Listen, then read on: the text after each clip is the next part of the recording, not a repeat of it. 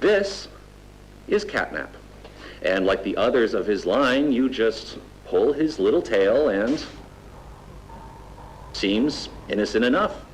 However, parents across the country report their children experiencing strange and often violent nightmares.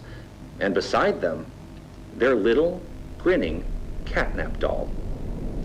Now, with controversy growing, Playtime Co. has announced the recall of all Catnap toys from the Smiling Critters line. His image cleared from all promotional material. But damage already done, will disappearing be that easy? The exact cause of these incidents still unknown. Only one thing appears glaringly certain. Your children are not safe with Catnap.